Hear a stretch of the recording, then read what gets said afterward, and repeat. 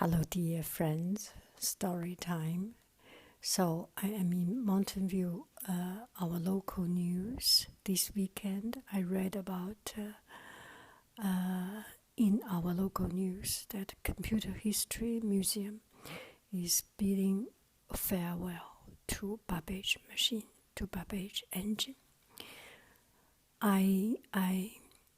We live in Mountain View, and in our city there is Computer History Museum, and I pass by on my way to work. It's very close to my workplace, so every day, or every once in a while, not every day, every once in a while, if I have 1 hour or 2 hours free time, no class time, this whole time, I will go to Computer History Museum to see an exhibition or just go to their coffee shop and sit down, and it's a wonderful, wonderful place.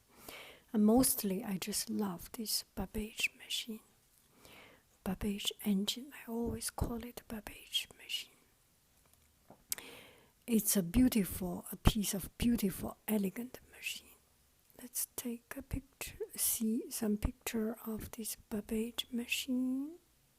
Yeah, now we are on the Computer History Museum website, seeing the machine. And this must be in the Computer History Museum. There was 1,000 and rolling, and then it make the calculating. So Babbage machine was made by an English mathematician and philosopher.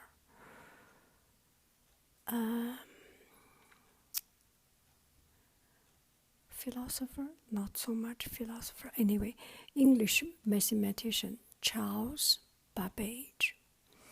And he was born in 1791.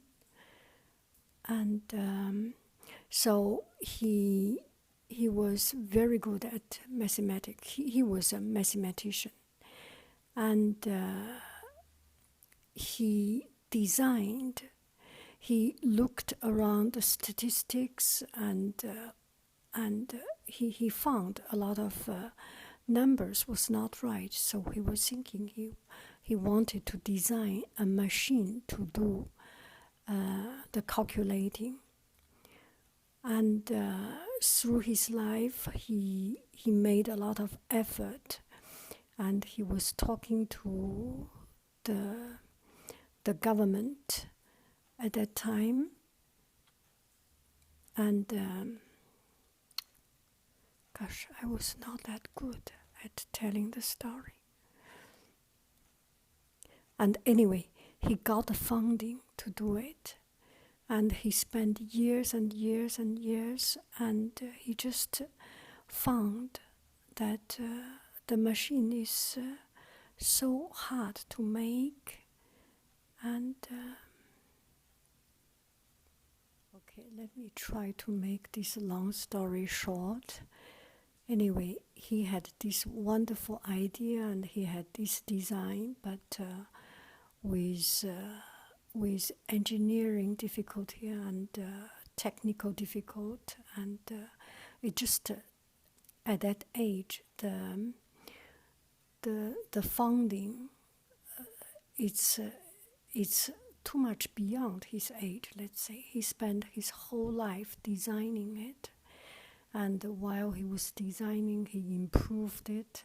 He designed the first analytical machine, and then the second analytical machine, and it was a whole process of his whole life until he died. He was running out of fund, and the machine was not built. He had 20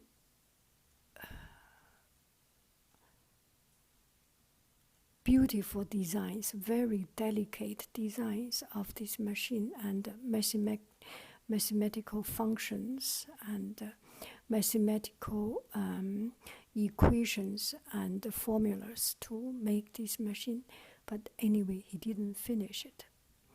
And then his files and his calculating and his worksheet, let's say, his worksheet was put into the London Science Museum, and it was closed for more than 170 years, many years.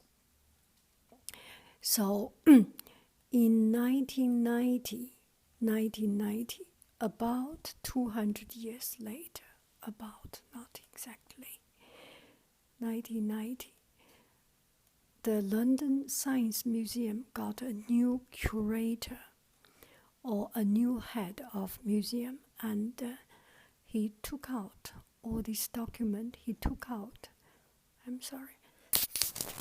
So he took out these his documents and drawings and found that he wanted to do it. So he persuaded the government and they started to do it. But the funding was a big problem. So the funding was a problem, and then they shop around, or let's say they fundraise, and then found one entrepreneur, used to be Microsoft,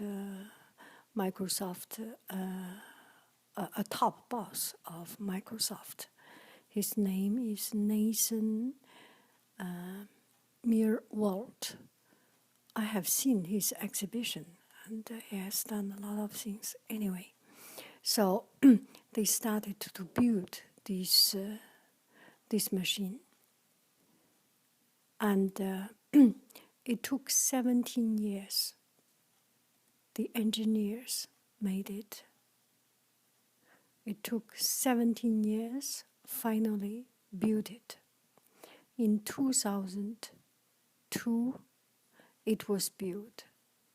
And the engineers and the London Science Museum was kind enough, because they made another copy, the second original of this Babbage machine.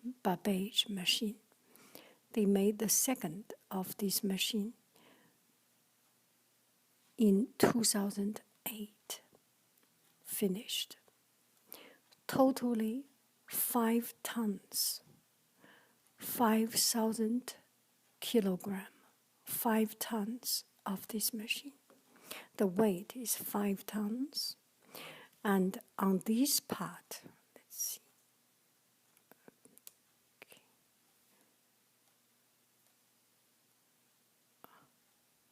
4,000 pieces on the machine part, on this rotating part. 4,000 pieces spare parts in this little printing part. Anyway, it was a very delicate and complicated and beautiful machine.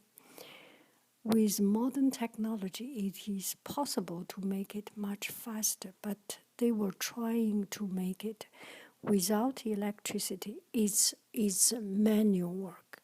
There is no electricity. There are some oil parts just to make it lubricate. And they were trying to make exactly like what Charles Babbage was originally planned, with real metal and each of the spare parts was handmade. So it took 17 years until it finally finished. And the second original, the duplicate, the second original was made in 2008, and it was done, and the London Science Museum finished it and planned to ship it to Seattle. The boss, Nathan Meerwald, the real owner of this beautiful machine, lived in Seattle. So they planned to ship it, and just before shipping, and he told them, okay, hold on. And this machine is too big. It's I cannot put it in my T-Rex house. And Nathan Millward, he was famous having a T-Rex house.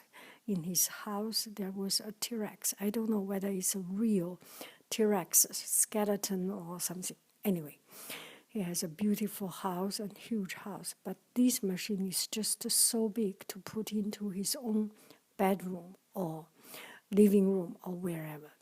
So he said, okay, I can send to Computer History Museum, because this is the very first computer, use machine to calculate instead of using our hand to calculate all these numbers and crunching numbers. There is a formula. Once you put in a formula and put in an equation which have a mathematical calculation, and then put in the number. You do the rotation. Every revolution, there will be a number coming out. I didn't know how it worked. I could not tell you that much detail in how it works. It needs a much more profound mathematical knowledge. But anyway, it was a fascinating machine. So he said, okay, you can ship it to, I can rent it or loan it to Computer History Museum for 6 months. So Computer History Museum from that time got it. And it arrived all in different parts. It's not a complete machine to ship to Computer History Museum. It's all these columns and machines, and the Computer History Museum have to open it up. They open it up and see the drawing and reassemble the machine and made it finally work after a few months. So there is a catch. Every year at December, Computer History Museum need to check with the owner, Nathan Millward. And he will say, okay, you keep it or he will take it back. Because the loan was only for 6 months. So every year, 2009, at December, they asked, hold a year. 2010, hold another year. 2012, hold another year. Until maybe last December 2015, they called to the owner, and then the owner said, okay, it's done. So January 31st, today is the day. Today is the very last demo, the very last demo, the very last crunching number of this beautiful, elegant machine. And from now on, this machine will be gone. It will go back to the owner's place, to Seattle.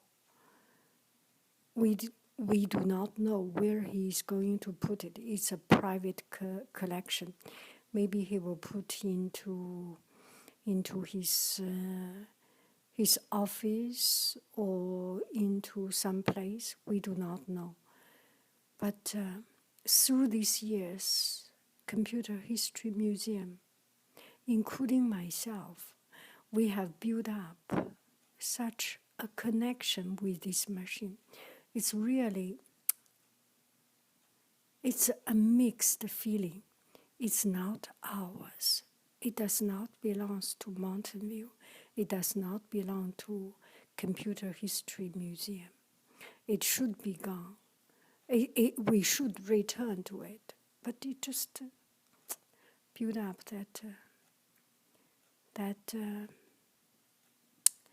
that connection. If I make a story, okay, up to now, it's all about facts. From now on, I will start to make a story. I would say such a beautiful machine, the best thing is to make a rotating exhibition. If the machine only stay in Computer History Museum, stay here, people will not be so interested. I mean, it's for granted. It's same as all the other places we go to. If you live in the city, you will visit this city much less. If you are visiting another place, you will see much more than you live in that city, right? Do I make sense? So if Computer History Museum cannot have it, do not have it on exhibition all the time, only once a year or only every other year, it will attract much more interest. It will create much more a talk, a fuss. What is the word? It will create much more interest in it. And there will be more people coming to see it with the story. When people knows, oh, this machine is not belonging to here, and it's just on exhibition. After a few months, it will be gone. People will be more interested coming here. And then after a few months, it goes back to Seattle, to the owner's place. And the owner put it for a few months, and people will be interested in the story and knows that it is not a permanent holding, and people will see more. And then it will be shipped back. Well, it will be a lot of trouble to ship this computer, to ship this machine. But I'm thinking with the advanced technology and with people using it, this machine is built to use, to explore, right? By shipping it, people learn to reassemble it. People learn to taking care of it. People learn to appreciate. By opening up, you can appreciate more. If it is staying there, only do some rotating, it is kind of less usage of it. The best use of this machine is to make the best and let people see it and let more people enjoy it and let more people to appreciate, to learn about this piece of history, to learn about the father of computer, Charles Babbage, to learn about the first programmer in the whole wide world, in the history of world, who is Ada Comtesse of Lovelace. And there is another story about Comtesse of Lovelace, Ada. Let me check. Comtesse Ada Lovelace.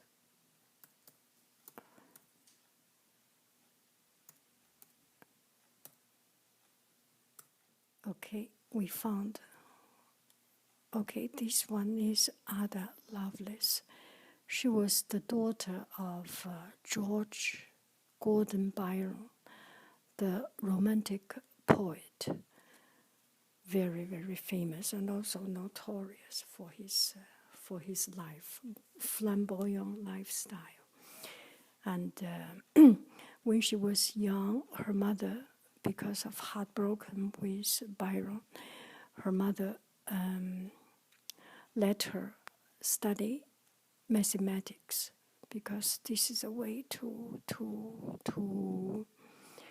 to let her be away from her father's that craziness, very craziness, and she was wonderful. And she was the person who wrote. She met Charles Babbage, and she wrote the program of the Babbage machine. So she was known as the very first programmer in the history of humankind, of computer, was first computer programmer. Such a wonderful lady, beautiful lady. And she died very young. And I searched all these. It's such a fascinating story. I searched around and find so many things, just so interesting. Anyway, so make the best use of this machine and let it inspire people. There is an exhibition in Mountain View, maybe a few days, in a couple of days. When I have time, I will go to Computer Museum and see Ada's exhibition. Then we will tell a story about her life, a fascinating life. So this is mostly about my today's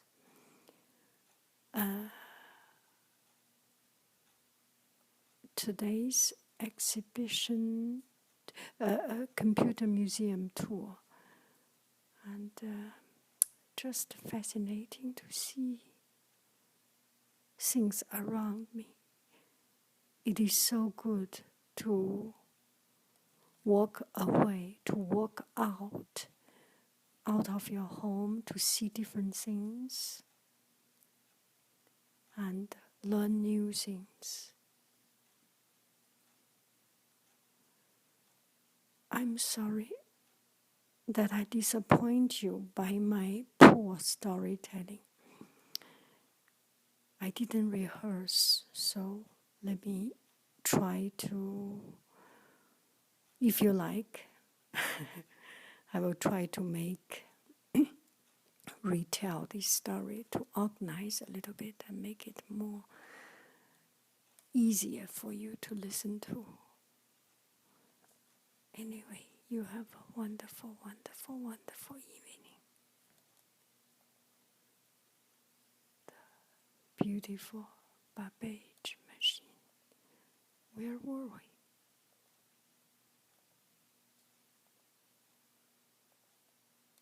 We should go to the Computer History Museum. We are not going anywhere. Okay, this is it.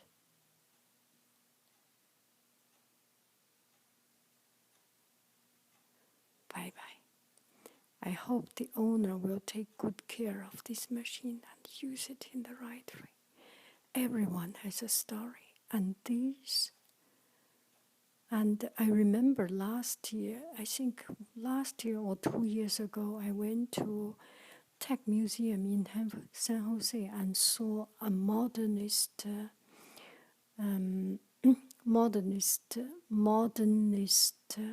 cuisine. So obviously, these people has a very interesting life.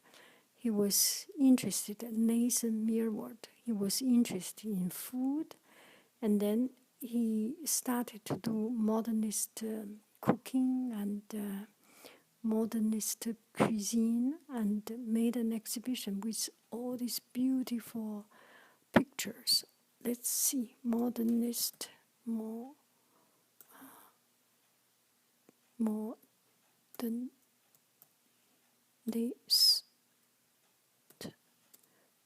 cuisine.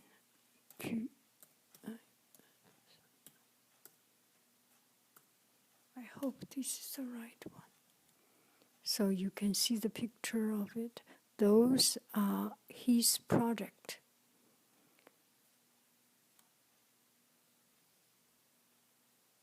Everyone has story.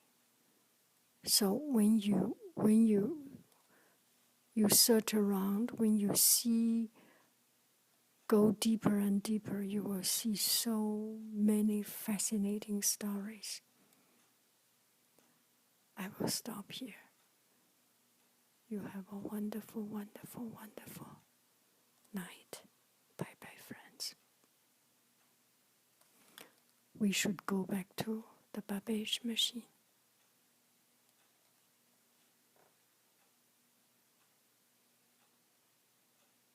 At least the Babbage machine. We should go back to the Babbage machine.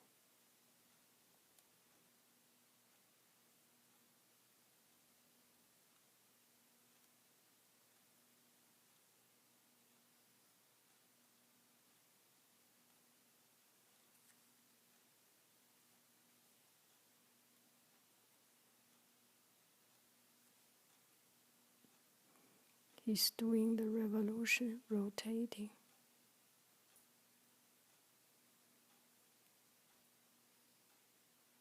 You can see it.